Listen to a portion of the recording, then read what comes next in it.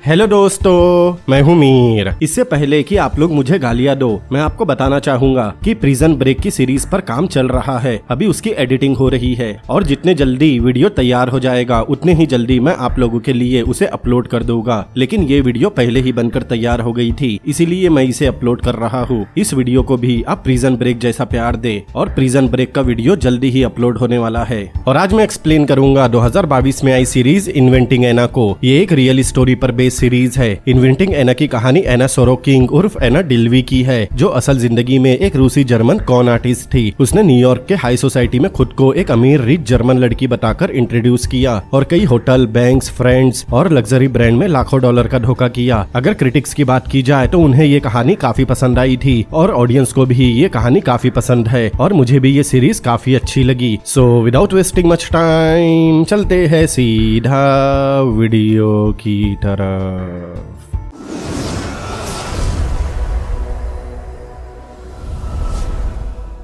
ये कहानी है एक लड़की की जिसका नाम था एना। एना की सैलरी बस $3000 थी, लेकिन फिर भी वो न्यूयॉर्क के सबसे अल्ट्रा रिच लोगों के बीच घूमती थी। बाकी नकली सोशलिस्ट बस रिच लोगों की चमचागिरी करके उनके पीछे भागते थे, लेकिन एना ने एक अलग ही तरीका अपनाया। एक दिन वो सीधे एक असली सोशलिस्ट के पास गई और आर्ट की अपनी नॉलेज दिखाने लगी। उसने जानबूझकर उस पेंटिंग की बुराई की जिसे वो औरत खरीदने वाली थी। फिर कमरे के कोने में लगी एक और पेंटिंग की तरफ इशारा करके बड़ी कॉन्फिडेंटली बोली कि इस पूरी आर्ट एग्जीबिशन की यही असली मास्टरपीस है। वो अमीर औरत पहले तो हैरान हुई कि कौन सेलिब्रिटी की सेल्फी को $1 मिलियन में खरीदेगा, लेकिन एना इतनी कॉन्फिडेंटली बोल रही थी कि उसे लगा शायद वो आर्ट गैलरी की एम्प्लॉई है। तभी एना ने थोड़ा घमंडी सा एक्सप्रेशन देकर कहा कि उसे कभी काम करने की जरूरत नहीं पड़ी, क्योंकि उसके लिए तो उसके फादर ही सब कुछ खरीद लेते हैं। यही एटीट्यूड देखकर लोग मानने लगे कि एना कोई बड़े अमीर घर की एरोगेंट और फैशनेबल लड़की है। फिर क्या था, जल्दी ही एना अपर क्लास के सोशल सर्कल में घुल मिल गई। इसी दौरान उसकी मुलाकात चेस नाम के एक यंग और रिच लड़के से हुई जो खुद का बिजनेस शुरू कर रहा था। दोनों की अच्छी बनी और उसी रात दोनों ने यामाकाटा भी कर लिया। चेस ने उसे इम्प्रेस करने में कोई कसर नहीं छोड़ी। चेस ने उसे पूरी दुनिया घुमाई। दोनों की ग्लैमरस जोड़ी सोशल मीडिया पर वायरल हो गई। जहाँ जहाँ भी वो जाते थे वो जगह चेकिंग पॉइंट बन जाती थी। अब एक दिन चेस ने एना के फोन पर एक फ्रेंड का स्टेटस देखा जिसमें बताया गया था कि बाली में एक प्राइवेट पार्टी हो रही है जिसमें एक बड़ा बिजनेस टाइकून भी आने वाला है। तब उसने एना से कहा कि वो उस फ्रेंड को मैसेज करके उस पार्टी में जाने का इन्विटेशन मांगे, लेकिन एना ने झूठ बोल दिया कि उसके फादर के साथ लड़ाई हो गई और उसके फादर ने उसके सभी क्रेडिट कार्ड ब्लॉक करवा दिए। चेस ने उस पर शक नहीं किया और बोला कि सारे खर्चे वो उठाएगा। इसके बाद वो दोनों उस लग्जरी याच पर पहुंच गए जहां पार्टी हो रही थी। वही चेस ने उस टाइकून को अपना प्रोजेक्ट समझाने की कोशिश की, लेकिन वहां के बड़े लोग नए लोगों में ज्यादा इंटरेस्ट नहीं लेते। एना की अपर क्लास फ्रेंड भी ये देखकर नाराज हुई, क्योंकि किसी की प्राइवेट पार्टी में बिजनेस की बात करना उसे बहुत बेतुका लगा। एना को डर था कि अगर चेस को इन्वेस्टमेंट नहीं मिला तो बॉयफ्रेंड के रूप में उसका एटीएम बंद हो जाएगा। इसीलिए वो खुद उस टाइकून के पास गई और सबके सामने बोल पड़ी कि क्या उम्र बढ़ने के साथ लोग डरपोक बन जाते हैं। उसने बताया कि उसने अपने फादर को टिकटॉक में इन्वेस्ट करने को कहा था, लेकिन उसके फादर ने टिकटॉक में इन्वेस्ट नहीं किया, जिससे उन्होंने $1 मिलियन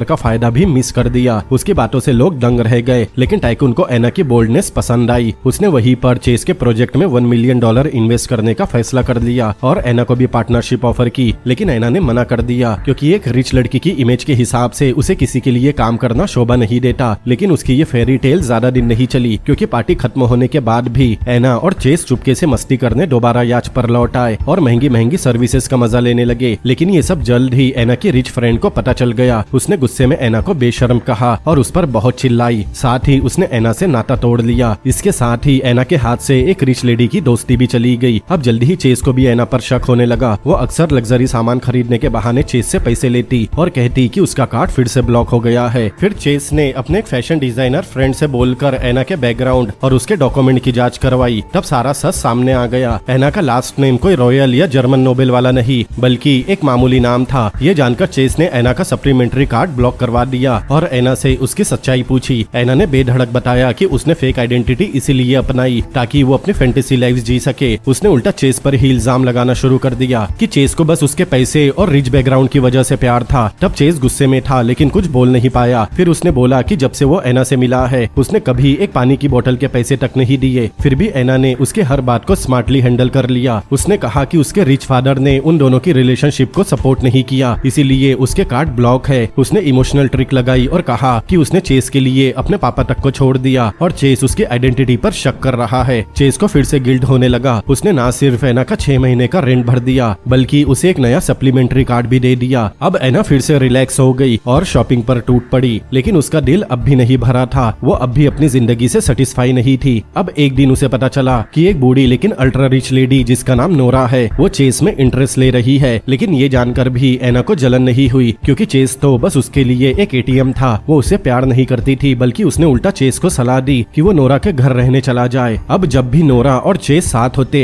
ऐना दिखावे के लिए सब नजरअंदाज कर देती क्योंकि ऐना जानती थी कि अगर उसने नोरा का भरोसा जीत लिया तो अपर क्लास में जाने का रास्ता और आसान हो जाएगा। अब जब भी नोरा पार्टी रखती थी वो कभी भी ऐना को पार्टी में नहीं बुलाती थी, वो अपने साथ बस चेस को ही ले जाती थी। इस बात से ऐना को बहुत बेइज्जत और नीच महसूस होता है। अब ऐना समझ गई उसे कुछ करना होगा। अब अगले दिन सुबह ऐना जानबूझकर जल्दी उठ गई और उन पेंटिंग को देखने लगी जो नोरा खरीद कर लाई थी। फिर ऐना नोरा को अपनी आर्ट नॉलेज दिखाते हुए उसे पेंटिंग के बारे में बताने लगी। इससे हुआ ये कि अब धीरे धीरे नोरा ने उसे शॉपिंग पर ले जाना शुरू कर दिया। अब एक पार्टी में ऐना ने पहली बार उन लोगों को देखा जो बस न्यूज में या मैगजीन के कवर पर ही दिखते थे। वो बाहर से शान दिख रही थी लेकिन अंदर से बहुत घबराई हुई थी। अब अपर क्लास लेडीज में घुलने मिलने के लिए उसने गूगल पर सबकी डिटेल निकाली और देखा कि नोरा और बाकी औरतें कई सारी चैरिटीज चलाती है। चैरिटीज चलाना और पैसे कमाने के लिए रिच लोगों की बहुत कॉमन ट्रिक है। इससे ऐना को इंस्पिरेशन मिली और उसने नोरा से कहा कि उसकी भी एक चैरिटी है और अब वो न्यूयॉर्क में नई चैरिटी शुरू करना चाहती है जस्ट फॉर फन। लेकिन नोरा ने बस कुछ दिखावटी शब्द कहे और उसे वहाँ से जाने बोल दिया। अब ऐना का कोई सहारा नहीं बचा था सिवाय चेस के। लेकिन चेस तो स्पीचेस देकर इन्वेस्टर जुटाने में लगा था जिससे वो ऐना को बिल्कुल भी समय नहीं दे पा रहा। इसीलिए ऐना ने मजबूरी में नोरा के पीछे भागना शुरू कर दिया और पार्टी में जबरदस्ती घुसने लगी, लेकिन कोई उसे सीरियसली नहीं लेता। फिर बहुत देर बाद नोरा खुद उसके पास आई, लेकिन वो भी बस इसीलिए कि उससे कुछ काम करवा सके। सबसे बुरा तो तब हुआ जब पार्टी में ही ऐना को पता चला कि चेस की स्पीच तो कभी थी ही नहीं, उसकी स्पीच बहुत पहले ही कैंसिल हो चुकी है। उसने चेस के सोशल मीडिया की फोटोज देखे और गुस्से में बार बार उसे कॉल करने लगी। उसने बहुत समय तक कई बार चेस को कॉल किया लेकिन कोई जवाब नहीं आया, इसीलिए वो खुद ही चेस के ऑफिस पहुंच गई। तब जाकर उसे पता चला कि चेस की कंपनी तो बहुत पहले ही बैंक करप्ट हो चुकी है। चेस तो एम्प्लॉइज की कई महीनों की सैलरी तक नहीं दे पाया और अब कर्जदारों से बचने के लिए वो अपने होम टाउन भाग गया है। ये जानकर ऐना का ईगो हर्ट हो गया क्योंकि अब तक जो लड़की सबको धोखा देती आई थी आज उसे किसी और ने धोखा दे दिया था। बहुत ढूंढने के बाद ऐना चेस के घर पहुंची और गुस्से में पूछने लगी कि उसने खानदानी अमीर बनकर उसे धोखा क्यों दिया। चेस ने कहा कि अगर वो खुद को रिच नहीं दिखाता तो कोई भी उस पर यकीन करके पैसे इन्वेस्ट नहीं करता। फिर चेस ने गिड़गिड़ाते हुए ऐना से कहा कि वो बस नोरा के सामने कुछ और दिन चुप रहे क्योंकि अगर ये 2 दिन संभल गए तो उसे नोरा से $3 मिलियन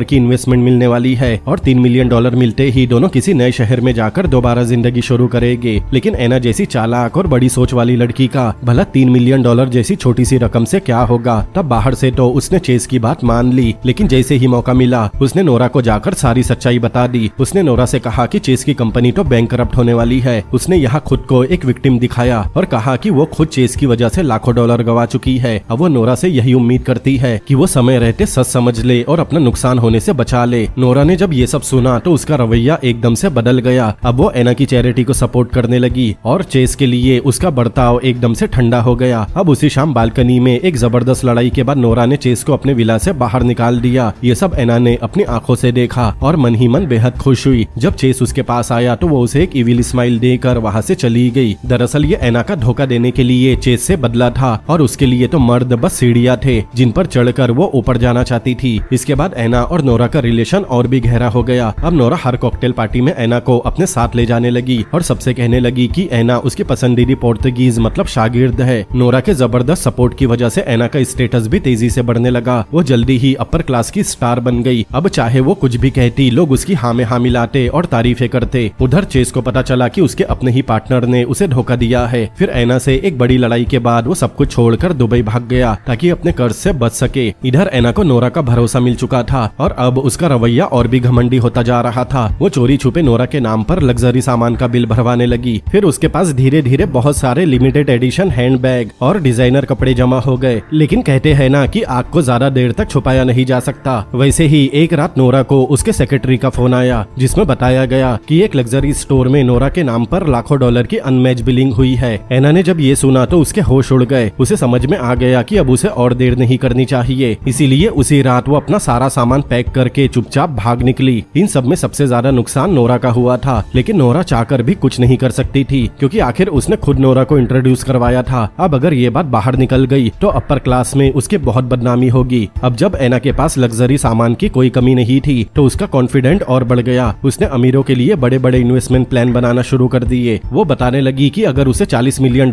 मिल जाए और वो न्यूयॉर्क की सबसे महंगी ऑफिस बिल्डिंग रेंट पर ले ले तो फिर उसकी चैरिटी को कोई नहीं रोक सकेगा। लेकिन बस बातों से कोई इन्वेस्ट नहीं करता, बैंक से भी लोन लेने के लिए गारंटर चाहिए होता है। इसीलिए एना ने टारगेट किया एक गोल्डन इन्वेस्टर जिसका नाम था एलन। एना ने बहुत कॉन्फिडेंट के साथ एक बिजनेस प्लान तैयार किया था, लेकिन जब एलन ने उस प्लान को एक इंडस्ट्री के प्रोफेशनल की नजरों से देखा तो उसे समझ में आ गया कि इसमें ना तो कोई मार्केट रिसर्च है और ना ही कोई एक्चुअल एक्सपीरियंस, सब कुछ इमेजिनेशन पर टिका था। ऐसे में एलन भी गारंटर बनने से डर गया। एलन के सवालों से परेशान होकर एना को शर्मिंदगी के साथ वहाँ से निकलना पड़ा, लेकिन उसने हार नहीं मानी। उसे पता चला कि एलन की एक बेटी है जो उसी की उम्र की है, तो उसे एक और आइडिया आता है। उसने अपनी शनेल वाली ड्रेस को बदलकर एक प्रोफेशनल बिजनेस वुमन की तरह कपड़े पहने, फिर दोबारा एलन से मिलने पहुंच गई। वहाँ उसने दुखी होकर कहा कि अगर उसकी अपनी बेटी कोई बिजनेस शुरू कर रही होती और उसे बार बार उसके यंग दिखने की वजह से सीरियसली ना लिया जाता तो क्या एक बाप होने के नाते उसे बुरा नहीं लगता। उसने बिल्कुल सही निशाने पर वार किया था क्योंकि बेटी हर बाप की कमजोरी होती है। तब एलन ने उसे 10 मिनट का समय दे दिया। फिर एना ने जल्दी से अपना प्लान बताया और साथ ही एलन को एक इनविटेशन भी दिया। उसने कहा कि उस इवनिंग पार्टी में वो उसकी पूरी एलाइट टीम और अपर क्लास दोस्तों को दिखा सकती है। फिर पार्टी में एना बड़े बड़े लोगों के बीच इस तरह घूम रही थी जैसे वो खुद उनमें से एक हो। उसे बस रिच लोगों के जैसी बात करनी थी और पार्टी में मौजूद सभी लोग उससे इम्प्रेस हो गए। उसकी ये एक्टिंग इतनी कन्विंसिंग थी कि एलन को उस पर यकीन हो गया। रिच लोगों के लिए कनेक्शन ही कैश फ्लो होता है। एलन ने सोचा कि अगर एना की चैरिटी सच में चल निकली तो उसे भी फायदा होगा। एलन मानो किसी हिप्नोसिस में आ गया हो। उसने 2 महीनों तक एक भी पैसे लिए बिना एना के लिए मेहनत की और आखिरकार एना के $40 मिलियन के लोन के गारंटी पेपर पर साइन भी कर दिया। इस दौरान एलन की जर्मनी के एक फंड मैनेजर से कई बार बातचीत हुई। सारे डॉक्यूमेंट इतने प्रोफेशनल और परफेक्ट थे कि किसी को कोई शक नहीं हुआ और एना का लोन लगभग पास होने के करीब आ गया। लेकिन असल में वो फंड मैनेजर और कोई नहीं बल्कि खुद एना थी। उसने $10 से कम में एक वर्चुअल फोन नंबर खरीदा था, फिर उसे जर्मनी के आईपी से जोड़कर वॉइस चेंजिंग सॉफ्टवेयर के जरिए खुद को मैनेजर बना लिया। एना की चालें यही नहीं रुकी। अपर क्लास में ज्यादा लोगों से रिलेशन बनाने के लिए उसने एक दोस्त के जरिए प्राइवेट प्लेन का जुगाड़ किया और स्पीच देने निकल पड़ी। लेकिन एक बार टेक ऑफ से ठीक पहले एयरपोर्ट स्टाफ को उसके वायर ट्रांसफर नहीं मिला, मतलब पैसे नहीं मिले। जब स्टाफ ने शक जताया तब एना ने बहुत ही गुस्से में कहा कि उसने पैसे ट्रांसफर कर दिए थे, अगर उन्हें पैसे नहीं मिले तो ये उनके सिस्टम की गलती है। इतना बोलकर मतलब एक बहाना बनाकर एना वहाँ से निकल गई। स्टाफ भी उसका कुछ नहीं कर सका क्योंकि अमीर लोग आमतौर पर इतने पैसे उड़ाते हैं कि स्टाफ को लगा शायद ये गलती से हो गया होगा। असल में एना के पास एक भी पैसा नहीं था, फिर भी वो एक 5 स्टार होटल में रुकी थी। जैसे ही वो सोफे पर बैठी लगता जैसे उससे ज्यादा कोई ग्लैमरस है ही नहीं। वो सर्विस स्टाफ को $100 से कम का टिप नहीं देती थी। लॉबी मैनेजर नेफ ने जब उसे डिजाइनर कपड़ों में देखा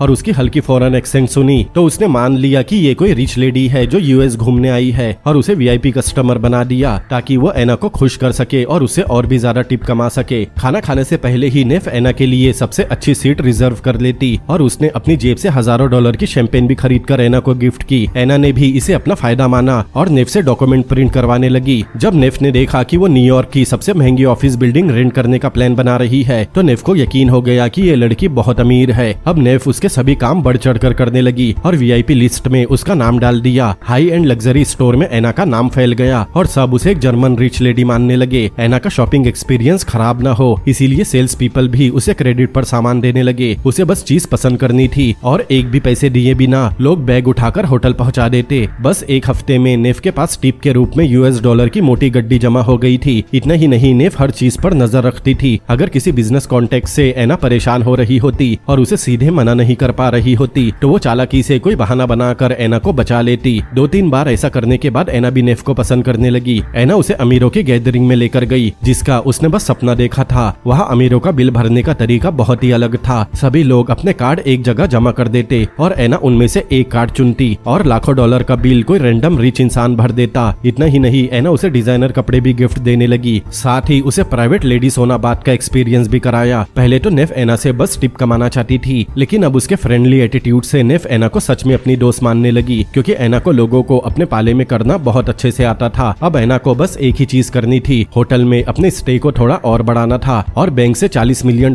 के लोन के रिलीज होने का इंतजार करना था, ताकि वो एक असली मिलियनेयर बन जाए। लेकिन सब कुछ इतना आसानी से नहीं होने वाला था जैसा एना ने सोचा था। एक दिन होटल के मालिक के बेटे मीटिंग के लिए आए, ताकि उस वीआईपी गेस्ट यानी एना के बारे में कुछ अच्छी बातें सुन सके। नेफ ने भी बड़े गर्व से कहा कि उसने एना को बहुत अच्छी सर्विस दी, लेकिन उन दोनों अमीरजादों ने ये सुनते ही कंफ्यूजन में कहा कि उन्होंने कभी किसी एना के बारे में कुछ नहीं सुना। नेफ ने उन्हें याद दिलाया कि वही जर्मन नोबल वुमन जो न्यूयॉर्क की सबसे महंगी ऑफिस बिल्डिंग रेंट करने वाली है और उनके पापा की खास गेस्ट है। लेकिन दोनों ने साफ कहा कि उन्हें इस बारे में कुछ भी नहीं पता। अगर एना वाकई में उनके पापा की कोई खास गेस्ट होती तो वो किसी नॉर्मल रूम में नहीं बल्कि प्रेसिडेंशियल सूट में रह रही होती। अब ये सुनकर नेफ के दिल में एकदम से बेचैनी होने लगी। उसे पहली बार एना की आइडेंटिटी पर शक हुआ। नेफ सीधा एना के पास गई और पूछा कि होटल के मालिक के बेटे ये क्यों बोल रहे हैं कि वो एना को नहीं जानते। अब जब सच सामने आने ही वाला था तब भी एना बिल्कुल शांत रही और बोली कि उसने तो बस उनके पापा के साथ डील की थी, बच्चों को कैसे पता चलता। और ये भी कहा कि वो जानबूझकर लो प्रोफाइल बनाए रखने के लिए प्रेसिडेंशियल सूट में नहीं रुकी। एना का इतना शांत चेहरा देखकर नेफ को फिर से उस पर भरोसा हो गया। लेकिन थोड़ी ही देर बाद उसने मैनेजर को कंप्लेन करते हुए सुना कि एना ने चेकिंग के वक्त जो बैंक कार्ड दिया था उसका नंबर गलत था और उससे कोई पैसा चार्ज नहीं हो पा रहा। मैनेजर को शक हो गया कि कहीं एना कोई स्कैमर तो नहीं। उसने नेफ से कहा कि तुरंत जाकर एना से रूम के बिल का हिसाब करवाओ। लेकिन नेफ को अब भी यकीन था कि जो लड़की $100 से ऊपर टिप दे रही हो वो स्कैमर कैसे हो सकती है। उसने मैनेजर से कहा कि वो ज्यादा ना सोचे, वो खुद एना से कार्ड का नंबर ले आएगी। उधर एना बैठकर हिसाब लगा रही थी कि उसने नेफ पर कितना खर्चा किया है और अब कैसे भागा जाए। उसी दिन डिनर के दौरान जब बिल देने की बारी आई तो सर्विस स्टाफ ने बताया कि एना का दिया हुआ कार्ड काम ही नहीं कर रहा। उसने एक के बाद एक कई कार्ड दिए लेकिन कोई भी काम नहीं कर रहा था। एना को ऐसे हालत की आदत थी। उसने वही पुराना बहाना बनाया कि उसके कार्ड में कोई दिक्कत नहीं, जरूर रेस्टोरेंट का पेमेंट सिस्टम खराब है। तब नेफ ने सबके सामने शर्मिंदगी से बचने के लिए खुद पे कर दिया, लेकिन अंदर से अब वो परेशान होने लगी थी। उसने हिसाब लगाया कि अब एना की टिप दिन पे दिन कम होती जा रही है और होटल का उधार दिन पे दिन बढ़ता जा रहा है। अगले दिन नेफ को उसके एक साथी ने बताया कि एना ने चेकिंग के दिन से अब तक सिवाय टिप के कुछ भी पे नहीं किया, यहाँ तक कि रेस्टोरेंट के खाने का बिल भी रूम के बिल में ही डाला गया है। अब तो नेफ गुस्से में भर गई। उसने एना को शॉपिंग करते हुए पकड़ा और कहा कि उसने अमीर बनने का झूठ बोलकर उसे धोखा दिया है और अब वो फौरन होटल का बिल चुकाए। एना जानती थी कि $40 मिलियन का बैंक लोन बस आने ही वाला है। इस नाजुक मौके पर वो कोई गड़बड़ नहीं चाहती थी। उसने नेफ को बहलाने के लिए कुछ हल्की फुल्की बातें की और फिर उसे डिसमिस कर दिया। लेकिन जब एना होटल लौटी तो मैनेजर ने उसे बताया कि जब तक वो अपने बिल क्लियर नहीं करेगी उसकी सारी पर्सनल चीजें होटल की कस्टडी में रहेगी। इस समय एना के पास एक फूटी कौड़ी नहीं थी। किसी को नहीं पता कि वो रात उसने कैसे गुजारी, लेकिन अगली सुबह किसी और बैंक से उसे $2 लाख का लोन मिल गया। उसने तुरंत सारे बिल चुकाए, अपने लग्जरी सामान को समेटा और अपनी अगली ठगी की कहानी शुरू करने सिर ऊंचा करके होटल से निकल पड़ी। अब एना फिर से अपने दो दोस्तों के साथ एक नए होटल में गई और अपनी ठगी शुरू कर दी। उनमें से एक लड़की रेचल अमीर नहीं थी। एना को जो $2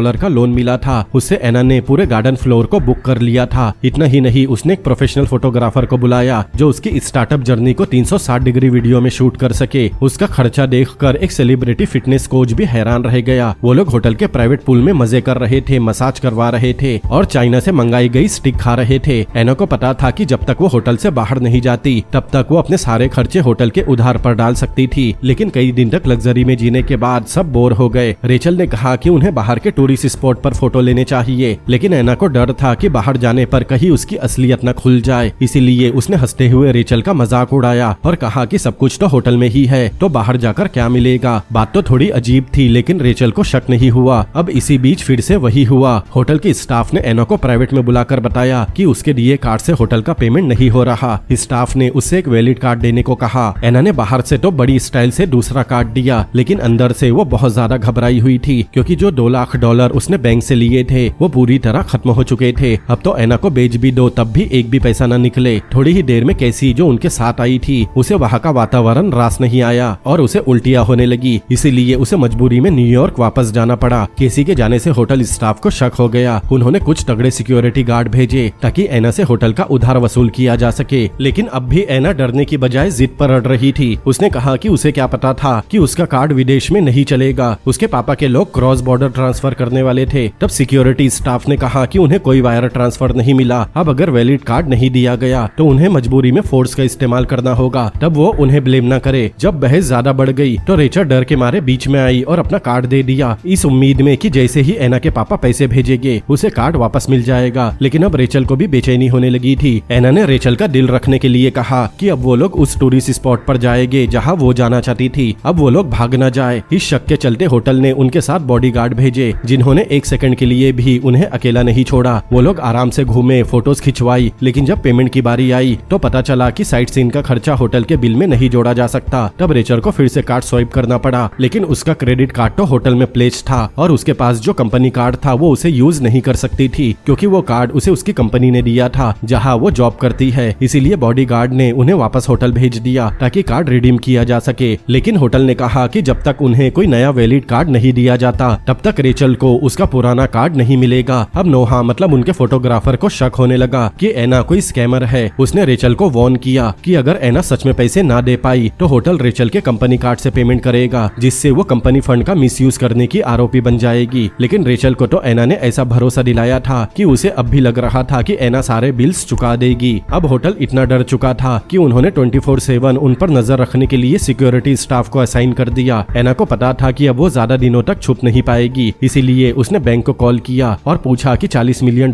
वाला लोन कहाँ तक पहुँचा। बैंक ने कहा कि लोन अप्रूव हो चुका है और बहुत जल्द उसके अकाउंट में ट्रांसफर होने वाला है। ये सुनकर एना खुशी से उछल पड़ी, क्योंकि अब वो सच में मिलियनेयर बनने वाली थी और उसका झूठ सच होने वाला था। लेकिन 2 मिनट बाद ही बैंक ने फिर से कॉल करके बताया कि अब लोन रिलीज होने से पहले वो जर्मनी जाकर उसके फैमिली बैकग्राउंड को वेरीफाई करेंगे। फिर जैसे ही उसकी नोबल आइडेंटिटी कंफर्म होगी पैसा भेज दिया जाएगा। ये सुनते ही एना को लगा कि अब तो उसकी दुनिया ही खत्म हो गई, क्योंकि जर्मनी में उसका ऐसा कोई परिवार था ही नहीं। लेकिन तब भी उसने खुद पर कंट्रोल रखकर नोहा के सामने स्माइल की ताकि उसे शक न हो। वो बस शैंपेन की एक बोतल लेकर बाहर गई और अपने दुख को भुलाने नशे में डूब गई। अब एक करीबी दोस्त होने के नाते रेचल को उसकी गड़बड़ संभालनी पड़ रही थी। रेचल उसके पैसे भर रही थी, लेकिन एना की फिजूल खर्ची रेचल की औकात से बाहर थी, जो नौकरी करके अपनी सैलरी से गुजारा करती है। अपनी सेविंग खत्म होने से पहले ही रेचल ने वहाँ से भागने का फैसला किया और जल्दी जल्दी अपने कमरे में जाकर सामान पैक करने लगी। उसने ये बहाना बनाया कि उसे कंपनी का बहुत जरूरी काम आ गया है, इसीलिए उसे फौरन निकलना पड़ेगा। लेकिन उस समय भी एना अपनी बड़ी बड़ी डींगे मार रही थी। वो बोलती रही कि उसके रिच पिता अपनी याच पर एक पार्टी थ्रो कर रहे हैं और उनके पास उसे पैसे ट्रांसफर करने का टाइम नहीं है। उसने ये भी कहा कि उसने किचन को पहले ही बोल दिया है कि फेयरवेल पार्टी के लिए 2 रॉयल डिश तैयार करे, लॉबस्टर और कैवियर। रेचल ने ये सुना तो उसकी सेविंग और कम हो गई। दरअसल उसका कार्ड तब तक होटल में ही जमा रहेगा जब तक एना वहाँ रहेगी। अब वो किसी भी तरह घर लौटना चाहती थी और सोच रही थी कि बैंक को कॉल करके अपना कार्ड रिपोर्ट कर देगी कि उसका कार्ड खो गया है, ताकि कार्ड ब्लॉक हो जाए। लेकिन जैसे ही रेचल ने होटल छोड़ा, एना ने वही कार्ड जो रेचल ने जमा किया था उसे पूरी तरह से मैक्स आउट कर दिया और बिल $60,000 तक पहुंच गया। अब हालत ये हो गई थी कि अब एना के पास फ्लाइट टिकट खरीदने के पैसे तक नहीं बचे। अब जब उसके पास कोई रास्ता नहीं बचा तो एना ने फिर से केसी को टारगेट किया, जिसे वो अभी तक ठीक से ठग नहीं पाई थी। उसने केसी को झूठ बोला कि उसका सारा कीमती सामान चोरी हो गया है, अब उसके पास कुछ भी नहीं है और वो सड़कों पर भटक रही है। उसने केसी से गुजारिश की कि क्या वो उसके लिए एक फर्स्ट क्लास टिकट खरीद सकती है और वादा किया कि जैसे ही वो वापस पहुंचेगी उसके पैसे तुरंत लौटा देगी। लेकिन अनएक्सपेक्टेडली जैसे ही एना वापस लौटी वो सीधा केसी के घर पहुंच गई। उसने रोते हुए बताया कि उसका बैंक कार्ड अभी भी एक्टिवेट नहीं हुआ और जो अलाउंस उसके पापा ने उसके लिए रखा था वो अगले महीने की 1 तारीख से पहले नहीं मिल सकता। उसने केसी से कहा कि क्या कुछ दिनों के लिए वो उसके घर रुक सकती है। केसी उसकी बात मान तो गई, लेकिन घर में घुसते ही एना ने केसी के सबसे महंगे पैजामास पहन लिए और उसकी आखिरी बची हुई रेड वाइन की बोतल भी पी ली और पूरे 3 दिन तक वही जमी रही। लेकिन चौथे दिन केसी को आखिरकार सच्चाई समझ में आ गई कि वो एक स्कैमर है। उसने जरा भी देर नहीं की और एना को घर से बाहर निकाल दिया। उधर रेचल अब भी इस चिंता में परेशान हो रही थी कि कंपनी का जो फंड उसके कार्ड से खर्चा हुआ है वो उन पैसों की भरपाई कैसे करेगी। रेचल ने 1-2 नहीं बल्कि पूरे 24 घंटे तक एना को बार बार कॉल किया, लेकिन कभी फोन स्विच ऑफ मिला तो कभी कोई जवाब ही नहीं मिला। बार बार पैसे मांगने पर उसी दिन उसे एना की तरफ से एक ट्रांसफर मेल आया। रेचल को बहुत खुशी हुई। उसने सोचा शायद पूरे पैसे मिल गए, लेकिन जैसे ही उसने मेल खोल कर देखा तो उसके होश उड़ गए। एना ने पूरे $60,000 में से बस $5,000 भेजे थे। अब रेचल के हालात और बिगड़ने लगे। अब रेचल के कंपनी के लीडर को भी पता चल गया था कि उनकी कंपनी के बैंक कार्ड से पैसे खर्चा हुए हैं। उसने रेचल को सलाह दी कि साल के एंड के ऑडिट से पहले अगर वो पैसे वापस नहीं करती तो कंपनी उसका जीना हराम कर देगी। रेचल ने बाहर से तो हाँ में हाँ मिलाई, लेकिन अंदर से वो डर के मारे कांप रही थी, क्योंकि अब एना उस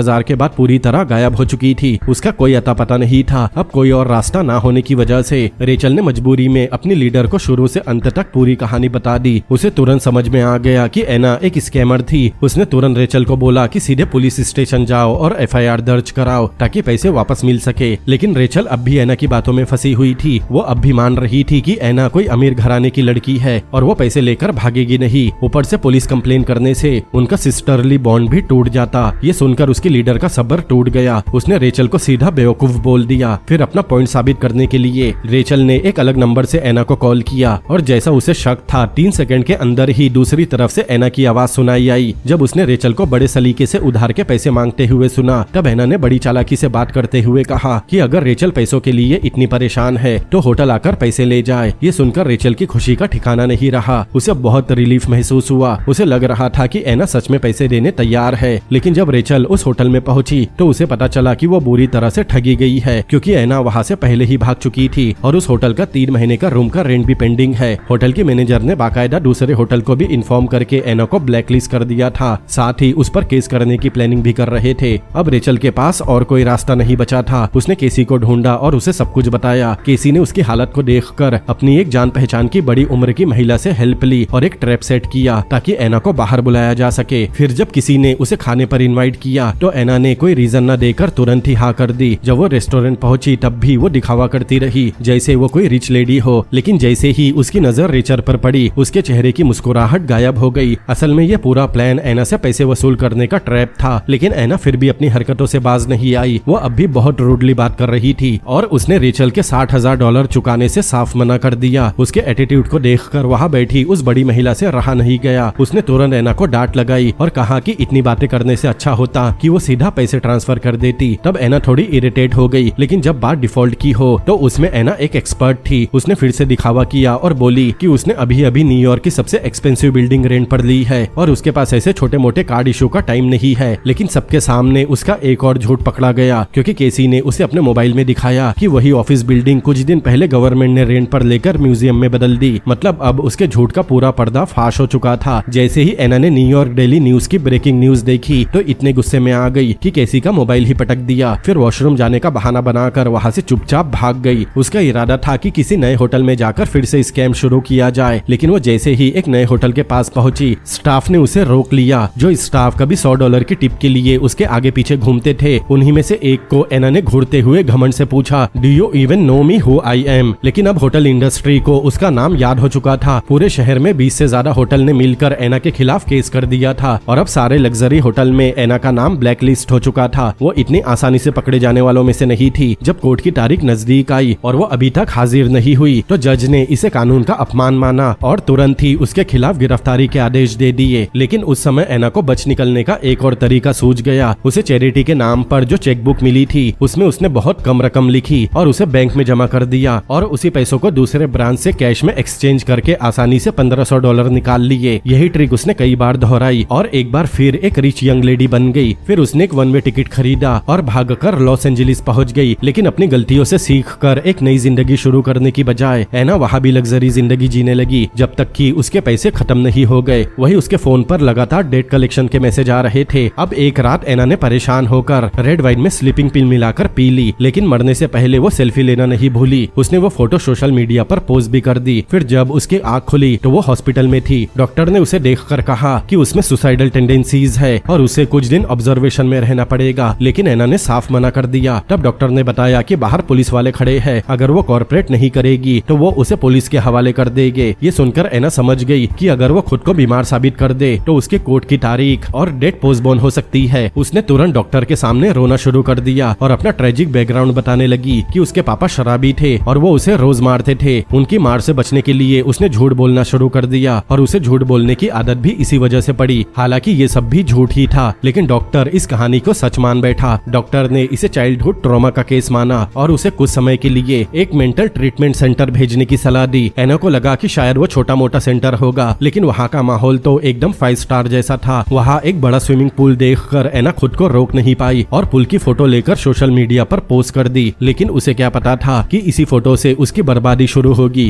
क्योंकि न्यूयॉर्क में बैठी रेचल ने जैसे ही एना की इंस्टा पोस्ट देखी उसका खून खौल गया, क्योंकि वो खुद दिन रात एक करके कंपनी का डेट चुकाने में लगी थी और उधर एना अब भी आराम से ऐश कर रही थी, वो भी कानून से बचकर। तब रेचल ने बदला लेने की ठानी। उसने एना को कॉल करके झूठ बोला कि वो उसी सेंटर के गेट के बाहर खड़ी है और वो चाहती है कि दोनों मिलकर एक पीसफुल लंच करे ताकि उनकी पुरानी दोस्ती फिर से शुरू हो सके। जैसे ही एना ने ये सुना तो वो तुरंत तैयार हो गई। उसे लगा शायद एक और फ्री लंच मिलने वाला है। एना ने एक भी पल की देरी नहीं की। उसने सबकी बातों को नजरअंदाज किया और सीधे सेंटर के बाहर चली गई। लेकिन जैसे ही वो गेट पर पहुंची उसे पता चला कि बाहर पुलिस उसका इंतजार कर रही थी। फिर एना को वापस न्यूयॉर्क लाया गया और वही दूसरी तरफ रेचल ने अपनी और एना की पूरी कहानी एक पब्लिशर को बेच दी। इससे ना सिर्फ उसने अपने कर्ज चुकाए बल्कि अच्छा खासा पैसा भी कमाया। फिर एना के स्कैम की खबरें पूरे देश में फैल गई। फिर एक रिपोर्टर ने आधे साल तक उन सब लोगों का इंटरव्यू लिया जो कभी एना के संपर्क में आए थे और फिर उसने इस यूरोपियन स्कैमर की कहानी कुछ घंटों में ही लिख डाली। जैसे ही ये मैगजीन में छपी पूरे देश में तहलका मच गया। सब लोग हैरान थे कि इतनी छोटी सी लड़की ने अकेले ही इतने अमीर लोगों को बेवकूफ कैसे बना दिया। अब एना अपर क्लास की वो काली सच्चाई बन गई जिसे कोई याद नहीं करना चाहता था। लेकिन उसका बेहतरीन एक्सपीरियंस और फैशन सेंस को लेकर लोग अब भी बातें करने से खुद को रोक नहीं पा रहे थे। हैरानी की बात तो ये थी कि जो एना हमेशा अपर क्लास में घुसने की कोशिश करती रही अब उसी स्कैंडल की वजह से पूरे देश में मशहूर हो गई। एना ने जब अपने बारे में आर्टिकल पढ़ा तो कहा कहानी तो अच्छी है लेकिन उसे ये सब पसंद नहीं आया। उसने कहा कि उसका बाप एक एनोनिमस टाइकून है और वो उसे ट्रेन करने के लिए जानबूझकर उसे पैसे नहीं देता था और उसने कभी कोई फ्रॉड नहीं किया। वो तो बस ये चाहती थी कि जैसे ही उसके पापा पैसे भेज दे वो अपने सारे कर्ज चुका दे। इस केस को जीतने के लिए एना ने एक टॉप लॉयर हायर किया। उस लॉयर ने कहा कि अगर एना को जेल से बचना है तो उसे कोर्ट में ये कहना होगा कि वो एक छोटे शहर की लड़की है जो बस अपना स्टार्टअप सक्सेस करना चाहती थी। इसीलिए उसने बातों को थोड़ा बड़ा चढ़ाकर पेश किया। इस तरह जूरी उसके एक्शन को फ्रॉड नहीं मानेगी। लेकिन एना को ये तरीका पसंद नहीं आया। उसने कहा कि वो एक रिच यंग लेडी है और उसके पास बिजनेस का बहुत सारा नॉलेज है। उसकी ये अंधी आत्मविश्वास भरी बातें सुनकर लॉयर और रिपोर्टर दोनों का दिमाग घूम गया। अब रिपोर्टर को सच जानना था कि एना ने जिन रिच औरतों को धोखा दिया उनकी कहानी क्या है। शुरू में तो वो औरतें इंटरव्यू देने से मना करती रही क्योंकि उन्हें डर था कि न्यूज में आकर उनकी इज्जत खराब न हो जाए। फिर रिपोर्टर ने उन्हें भरोसा दिलाया कि वो उनकी पहचान छिपाकर फेक नामों से रिपोर्ट बनाएगी। तब जाकर वो महिलाएं बात करने तैयार हुई। लेकिन किसी ने भी एना को हल्के में नहीं लिया। सबने कहा कि उसका फैशन सेंस कमाल का था। वो कई फॉरेन लैंग्वेज में फ्लुएंट थी और उसका कॉन्फिडेंट इतना जबरदस्त था कि पहली नजर में कोई भी धोखा खा सकता था। रिपोर्टर भी ये सब सुनकर शॉक थी। अब उसे भी लगने लगा था कि कहीं एना वाकई में रिच यंग लेडी तो नहीं। इस मिस्ट्री को सुलझाने के लिए रिपोर्टर ने फैसला किया कि अब उसे जर्मन जाकर खुद एना के पिता से मिलना होगा। पूरे रास्ते वो सोचती रही कि क्या एना का बाप कोई मास्टर स्कैमर है, क्या उसी ने उसे ऐसा बनाया है या फिर वो वाकई में कोई बड़ा पैसे वाला बिजनेसमैन है जैसा एना हमेशा दावा करती रही कि वो अमीर खानदान से है। लेकिन जब रिपोर्टर जर्मनी पहुंची और एना के घर गई तो उसने जो देखा उसे देखकर उसके होश उड़ गए। एना का बाप कोई रिच टाइकून नहीं था, वो तो बस एक ऑर्डिनरी कंस्ट्रक्शन वर्कर था। उसने बताया कि एना कई साल पहले घर छोड़कर अमेरिका चली गई थी। एना ने हाई स्कूल पास करने के बाद घर छोड़ दिया था और उसके बाद से एना के माँ बाप को उसकी कोई खबर नहीं थी कि वो कहाँ है, क्या कर रही है। उसकी माँ ने बताया कि एना उनकी ही बेटी है जिसे उन्होंने बड़ी मुश्किल से जन्म दिया था। लेकिन वो कभी समझ नहीं पाई कि उनकी बेटी के दिमाग में क्या चलता है। एना ना उनसे बात करती थी ना घर के किसी मेंबर से। जब भी फैमिली गैदरिंग होती एना अपने रूम में बंद हो जाती और अपर क्लास के मैगजीन पढ़ती रहती। उसके माँ बाप सिर्फ पैसे देने वाले एटीएम थे। कपड़े और हैंडबैग जैसी चीजों की डिमांड करना ही उसका रूटीन था। घर में रहते हुए भी वो किसी अनजान की तरह रहती थी। उस कपल से बात करने के बाद वो रिपोर्टर थोड़ी डिसअपॉइंट हो गई। लेकिन अब उसे यकीन हो गया कि एना किसी रिच फैमिली से नहीं है। रिपोर्टर ने उसे कोर्ट में अपने बैकग्राउंड को ओपनली बताने की सलाह दी ताकि सजा कुछ कम हो सके और पब्लिक को भी एक क्लोजर मिल जाए। लेकिन एना बिल्कुल भी मानने को तैयार नहीं थी। उसका मानना था कि वो एक बिजनेस वूमन है और अगर उसने अपना बैकग्राउंड सबके सामने बता दिया तो इसका मतलब ये होगा कि वो खुद मान रही है कि वो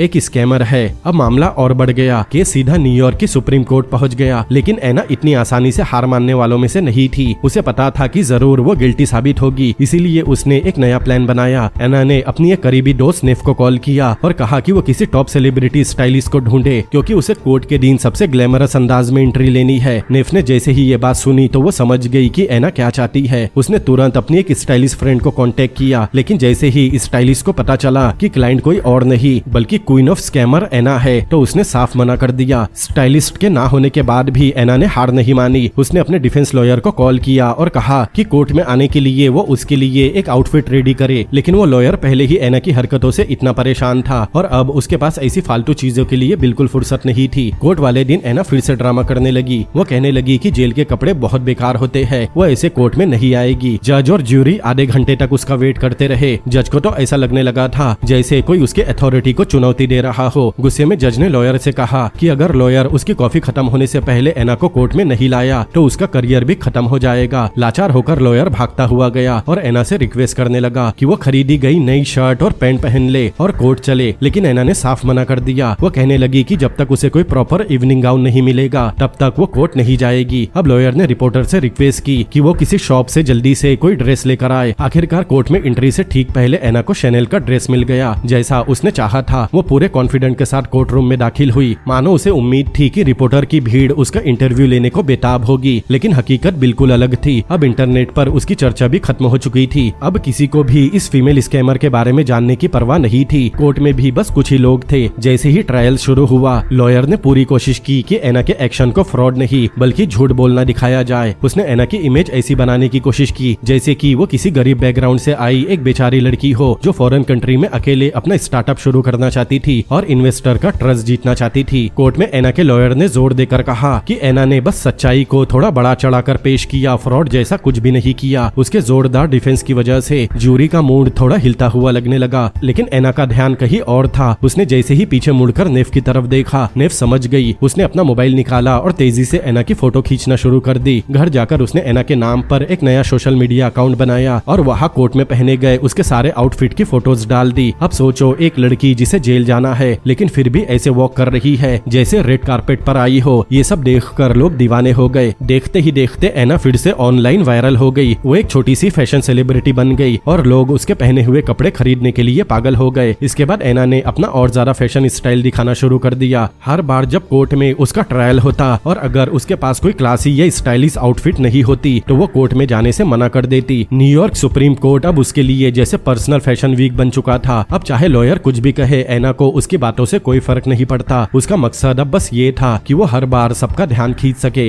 एना के फिर से फेमस होने के बाद रेचल, जिसने पहले उस पर आरोप लगाए थे, अब खुद लोगों के निशाने पर आ गई। सोशल मीडिया पर जेंजीज ने उसके अकाउंट पर जाकर उसे खूब खरी खोटी सुनाई। लोग कहने लगे कि रेचल को खुद एना का पैसा खर्च करके अपर क्लास लाइफ जीनी थी और अब वो अपनी ही दोस्त को बेचकर पैसा कमा रही है। पब्लिक को अब एना से थोड़ी सिंपैथी होने लगी। कोर्ट में जब रेचल और एना आमने सामने आए तो एना के डिफेंस लॉयर ने रेचल के बिट्रेयल को मुद्दा बना लिया। उसने रेचल से तीखे सवाल पूछे, जैसे कि जब वो एना को अपनी सबसे अच्छी दोस्त मानती थी तो क्या उसने कभी खुद वाइन का एक ग्लास भी अपने पैसों से खरीदा था। फिर वकील ने बताया कि रेचल ने बस एक मैगजीन में एना की स्कैम वाली फोटो नहीं बेची, उसने 3 पब्लिशर को वो कहानी बेची और लाखों डॉलर कमा लिए। इन सारे सवालों और आरोपों के बाद रेचल पूरी तरह टूट गई। कोर्ट में सबके सामने उसकी बहुत इंसल्ट हुई और फिर उसे वही टैग मिल गया, फ्रेंड को धोखा देने वाली लड़की। लेकिन इतनी सिंपैथी और स्ट्रेटेजी के बावजूद एना कानून से बच नहीं पाई। फाइनल ट्रायल में जूरी ने उसके ऊपर 10 चार्जेस लगाए, लग्जरी होटल में लाखों डॉलर की धोखाधड़ी, क्रेडिट कार्ड फ्रॉड और 4 बार बाउंस चेक देने जैसे इल्जाम। टोटल में उसका स्कैम का अमाउंट करोड़ों डॉलर तक पहुंच गया। कोर्ट ने उसे 4 साल की जेल की सजा सुना दी। जैसे ही ये रिजल्ट आया, एना का मेंटली ब्रेकडाउन हो गया। वो कोर्ट में ही चिल्लाने लगी कि वो बस एक कदम दूर थी कामयाबी से, लेकिन शायद उसे पहले से ही इसका अंदाजा था, इसीलिए उसने पहले ही अपना बैकअप प्लान तैयार कर रखा था। कोर्ट के फैशन शो वाली फोटोज की वजह से एना पूरी कंट्री में मशहूर हो चुकी थी। एक बड़े फिल्म टाइकून ने इसमें कमर्शियल वैल्यू ढूंढ ली। उसने $2 मिलियन में एना की जिंदगी की कहानी के राइट्स खरीद लिए ताकि उस पर एक बड़ी टीवी सीरीज या फिल्म बना सके। जेल से बाहर आने के बाद एना को न सिर्फ रॉयल्टी के पैसे मिले बल्कि उस पर बनी टीवी सीरीज की वजह से उसकी पब्लिक इमेज भी फिर से बन गई। वो एक बार फिर से स्पॉटलाइट में आ गई और अब एक स्कैमर की नहीं बल्कि एक आइकॉन के रूप में। तो दोस्तों, कैसी लगी आपको ये सीरीज, मुझे कमेंट करके जरूर बताएं। अगर ये वीडियो आपको पसंद आया हो तो इस वीडियो को लाइक करें, अपने दोस्तों के साथ शेयर करें और ऐसे और भी अमेजिंग एक्सप्लेनेशन देखने के लिए मेरे चैनल को सब्सक्राइब करें। तो मिलते हैं अगली बार किसी और अमेजिंग मूवी के एक्सप्लेनेशन के साथ। Peace out.